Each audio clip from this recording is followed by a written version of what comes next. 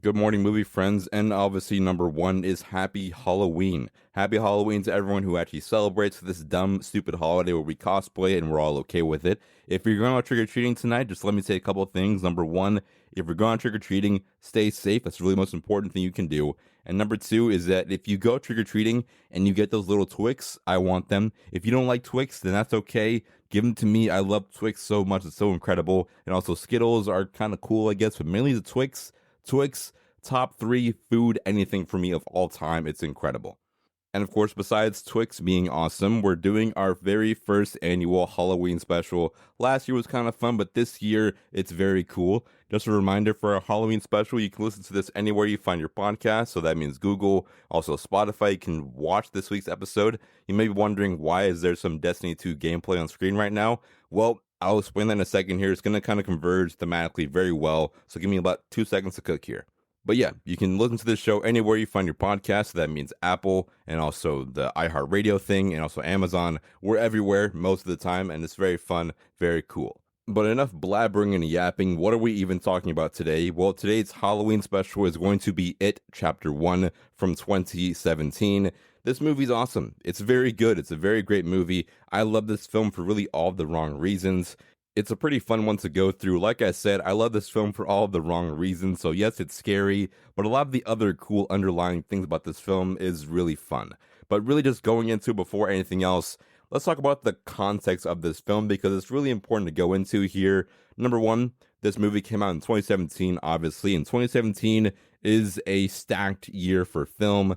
Maybe one of the best years for film in cinematic history, from Jordan Peele shocking the world with Get Out, to Greta Gerwig shocking the world with Lady Bird, to Luca Guadagnino shocking the world with Call Me By Your Name, to the world falling in love with Baby Driver. And then even after Baby Driver, we have Denis Villeneuve releasing a flop at the box office, but that flop was casually Blade Runner 2049. We have Coco, we have Spider-Man Homecoming, and also Thor Ragnarok.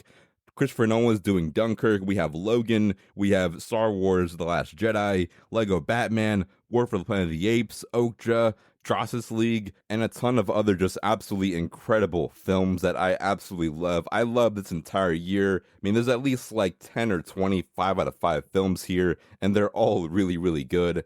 Even some other smaller films. We have a film like The Florida Project, not that big, but Sean Baker, he's been cooking a lot recently. The Florida Project was really his main movie that really put him on the map, and he's just really good and incredible. But It Chapter 1 was maybe the most creative film from this entire year. For the horror genre, it was a very cool little entry. Yes, Get Out was the real staple from this year, but still, It Chapter 1 was one of those movies that had an incredible marketing campaign. The marketing campaign for It Chapter 1 might have been one of the best of this entire year, and really this year was incredibly stacked. So this film even doing anything remotely awesome with marketing to make it stand out is really, really incredible. I mean, I remember back in middle school, I was absolutely terrified with the marketing alone, and it's just really incredible seeing how good the trailers hold up to this day. I think that all the trailers from It Chapter 1 are better than most horror films coming out today because it really does just encapsulate the entire movie, all the incredible scares and vibes into one incredible piece of marketing campaign that I can't get enough of. And as for my personal experience with this whole entire thing of It from Stephen King, I didn't have the most in the world. I never read the book. Me as a kid, I'm not reading It from Stephen King. I'm more so reading Diary of a Wimpy Kid and also Magic Treehouse. So, nowadays I try to read more, but back in the day, I wasn't reading stuff like this. I was reading some other cooler stuff. But what I did to get a chance to actually watch at a very young age was actually the It TV show. The It TV show is a very interesting one. If you haven't seen it, it's okay. This is more of a miniseries that got split into 2 halves. But if you want to watch the full feature-length thing without the commercials also merged together, then it's a very long movie. I wouldn't even recommend it. It is about over 3 hours long.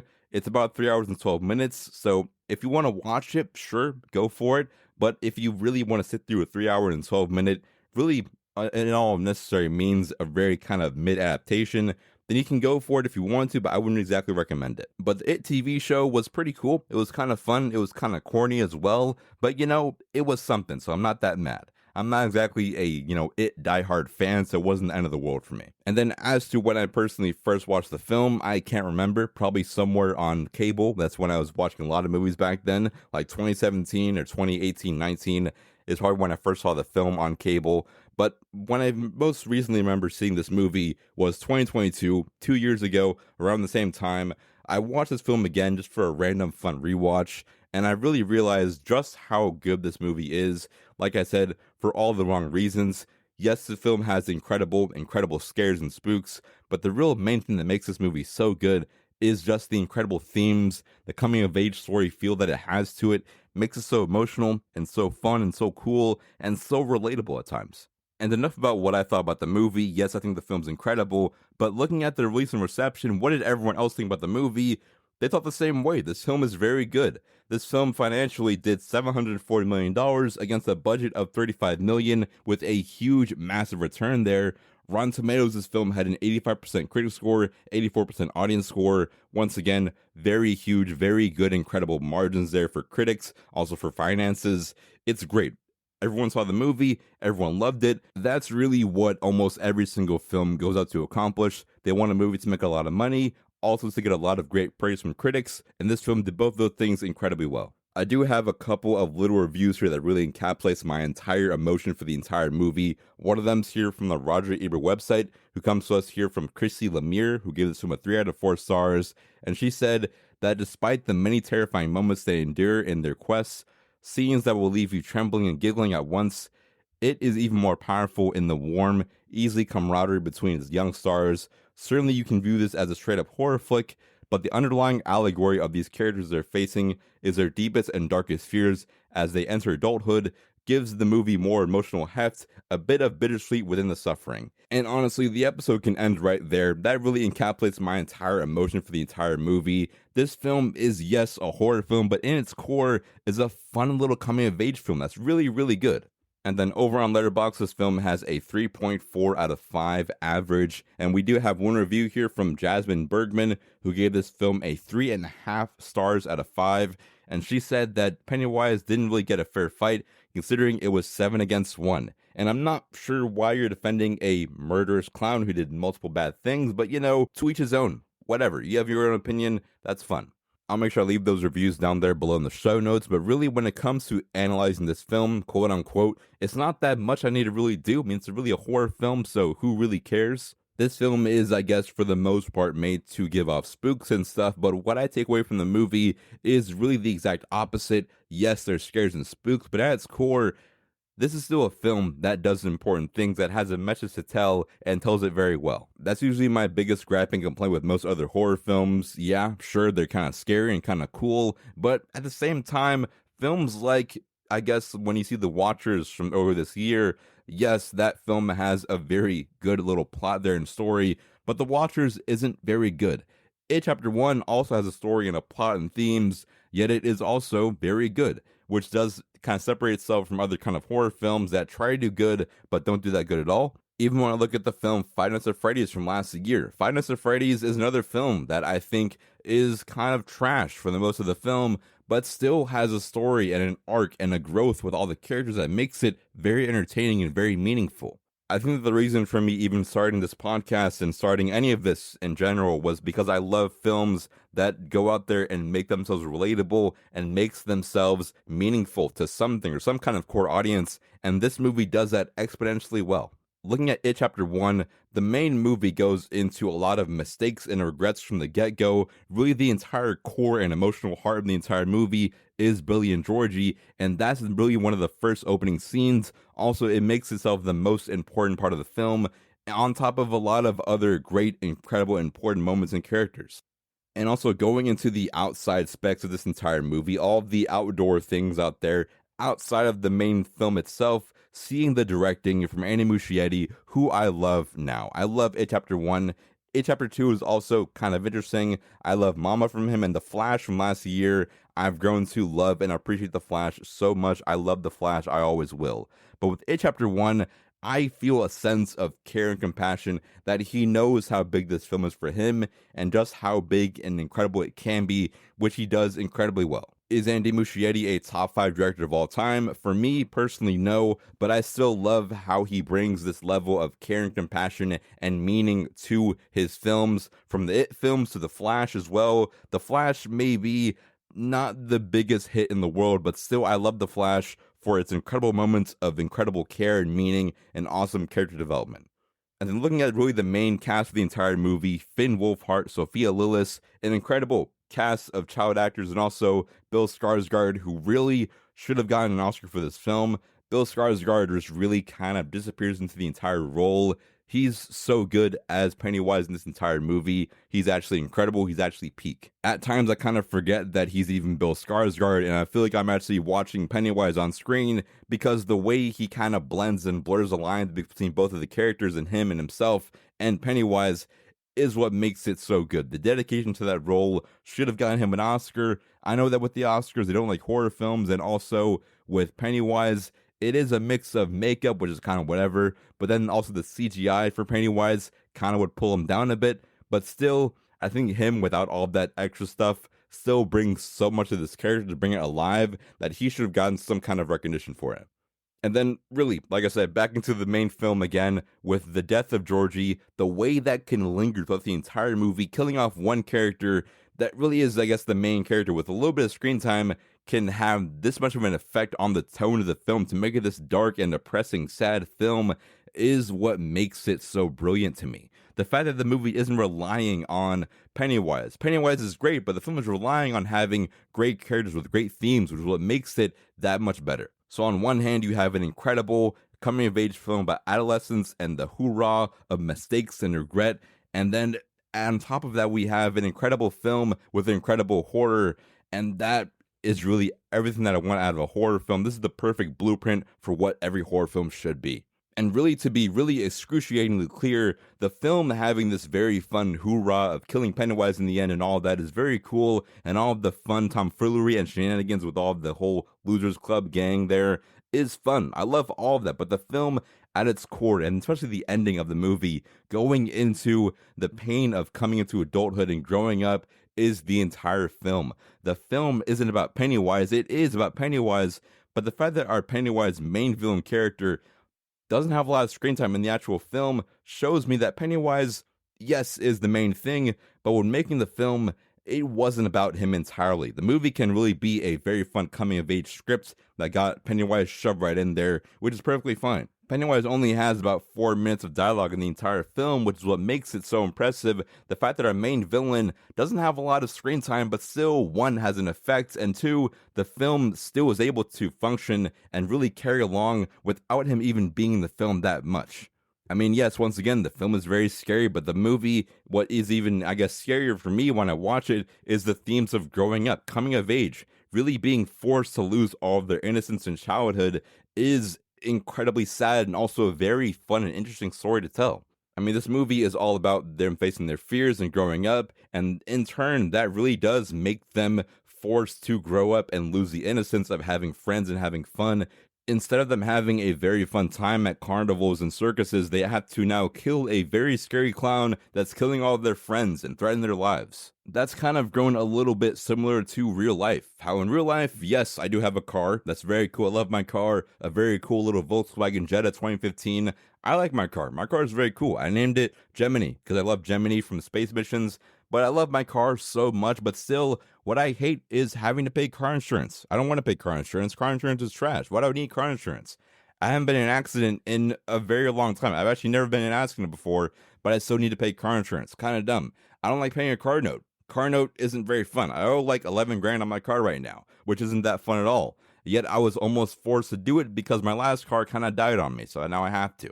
Or even like how life is super cool and stuff, but things cost money. Like my dogs cost money. I love my dogs, but still, their food from Rachel Ray isn't that fun. It's actually kind of expensive sometimes. That may have been the reason why I fell in love with this movie, is because it really does mirror real life and growing up. Me in middle school, I saw the movie. In middle school, I saw it. It's really cool and really fun. But growing up now, and the more I grow up, the film starts to make more sense and makes itself more clear to me. Just like how when the Losers Club runs away from Pennywise, it's not that fun. Just like me in real life, I don't want to pay taxes, but yet I have to because it's kind of my job now. And then also the movie just being able to tackle the fear and regret of all of this, all of adulthood, and all of the pain and shame of their entire life is beautiful. And that's the entire movie. And yet also what's even more beautiful is them in the end having the only thing that they really have in the end is their friendship, which is the entire thing that almost made me cry multiple watches of this entire movie is when they're all standing in a circle, making an oath to come back together in their own lives to really help each other out at the end of the day in 34 plus years down the line, is the entire film for me. That's what makes it so good. It really does mirror real life once again, how I have friends, my friends are really cool and there for me all the time, but still, life really does get in the way. Life really does get busy. You may actually just lose that one friend because they're doing stuff. They're getting married, they're having a girlfriend, they're trying to work as well. So, yeah, life does kind of get muddled up in a mess, but still, the kind of unspoken promise and bond with my friends that we'll all be there for each other, all have this really otherworldly, metaphysical bond with each other is beautiful. I actually don't have a brother at all. I don't have any real life blood related brothers out there, but still, I have multiple friends who I call my brothers. All of them. Even though I just met this guy like a month ago, he is my brother. I love this guy. He's my brother, and I love him so much. Just like with the film, how this, like I said, unspoken bond with each other is the entire film. That makes it beautiful, also makes it kind of sad, which is why it's so great. So the whole film of It, yes, is about a clown, but maybe the It of the entire movie was the friends we made along the way. Yeah, look at that, guys. A beautiful little Halloween special wrapped in a beautiful little bow. We love to see it. And that's the entire film. I gave this movie around a B plus, a B minus kind of area. The film's great, like I said, but really personally, for the literally me aspect of the entire movie, I love it a nudge bit more. Oh yeah, that's right. I never actually explained why there's Destiny 2 gameplay in the background if you're watching this episode. Well, the reason for the Destiny 2 gameplay, I first got into Destiny 2 back in middle school around the same time this film actually came out. Actually, yeah, this movie came out in 2017. Destiny 2 came out in 2017 as well. So yeah, I have a personal bond with that game and this movie. So I kind of quit the game a while ago, but since I'm kind of going back into my adulthood and kind of reaching back into my past of childhood stuff, I decided, let me just finish out this main story of Destiny 2, which is why it's here. It's kind of like, I guess, a bit of a promise that I made to myself when I was a kid that I'd do this. So yeah, I'm kind of now as an adult going back into the past to right my wrongs and just kind of finish out this main story and journey that I went on when I was 7 years old or 2017 ago. But with all of that boring, yapping, and emotional stuff out of the way, it's time to go into superlatives, the award show, the whole entire show here. It's award stuff, so we have the best scene, MVP, all that stuff to go through. So if you want to leave, go for it. Goodbye, happy Halloween, stay safe out there. Also, give me more Twix. But if you want to stay for the award stuff, then you can. We're going to it right now. Alright, since it's hot as balls in my closet right now, we're going to try and go through this as fast as humanly possible. So, the best scene in the entire movie is the blood oath scene. The ending of the entire movie is absolute peak and incredible perfection to me. The blood oath, the music, the shot, the way it's shot, everything about that scene is perfect, it's perfection. The best quote in the entire movie is actually impossible. There's so many incredible, memorable quotes in the entire movie that it's actually impossible for me to say one exact quote because it's so hard. If I could pick one off the top of my head, it may be from one of the kids in the entire movie. All of them have such great quotes in the film that it's actually very hard to do. But I think that when they're in their house and one of the kids say, "Oh, these are birth control pills," and then one of the other kids say, "Yeah, I'm saving them for your sister," that's just the fun banter that boys get into. And I'm one of those boys, me and the boys all day, making jokes about people's moms and other sisters and stuff. It's just the way we are. It's just very graphic and very inappropriate, but it's just boys. Boys will be boys at the end of the day. But for the best quote, it's impossible. There's too many to pick from. And as for the best side character, I'd say it's Richie. Finn Wolfhard is just an absolute gem in this entire movie. He is maybe one of the best side characters in film history. That isn't even close. Finn Wolfhard, Richie, I mean, that's like a match made in heaven. I could really see him in his own solo film, his own solo franchise. I just want Finn Wolfhard as Richie in like a million different films. That, in my eyes, is cinema perfected. Alright, and before our MVP, we have some buzz from the backlot. You may be asking yourself, Logan, what the heck is buzz from the backlot? It's film fun facts, that's all it is. It's a fun word for it. Film fun facts, I have 3 here for the movie of It, Chapter 1 from 2017. 3 that are very good. For our first fun fact, we have that the teeth prosthetics that Bill Skarsgård wore in Pennywise made him drool profusely, which director Andy Muschietti liked as the drooling adds onto the ravenous nature of the actual character Pennywise. Like I said before, Bill Skarsgård is brilliant. He should have won an Oscar, but that's the same for like 2017. The entire year was so many incredible performances from Hugh Jackman, Bill Skarsgård. We also have a ton of just great ones out there. A great year for film. too hard to pick. For our second fun fact, we have Pennywise has only 4 minutes of dialogue in the entire film. I said this earlier, this is incredible. 4 minutes in the entire movie of almost like 2 hours. That's very impressive. And for our final fun fact is that the film is the highest grossing Stephen King adaptation to date, also one of the highest grossing R-rated films ever, also one of the highest grossing horror films ever, if not the highest grossing, which is great just to show, one, word of mouth, and two, the absolutely incredible marketing for the movie. The marketing, like I said, just go back, I may link it down there in the show notes. The marketing for this film is just so good. It's so perfect. And then finally, for the MVP of the entire movie, the MVP, the most valued actor in the entire film, is Bill Skarsgård as Pennywise. Congratulations. He was supposed to come into the studio today, but he kind of got lost, so whatever. But Bill Skarsgård as Pennywise, I said it before, I'll say it again, he's great. He's perfect. He made the entire movie. The movie is a lot of things, but the film, for the most part, the face of the entire movie is Pennywise, and also Richie by Finn Wolfhard. He was close to the MVP, but I kind of had to pull myself back a little bit. But until then, that's it. That's Halloween. If you're here listening to this or watching this with our Destiny 2 gameplay in the background, then consider following us to really make this really struggling show survive. But until then, stay swagged out, stay cool, watch more films every single day, and happy Halloween. I'll see you boys in the movies.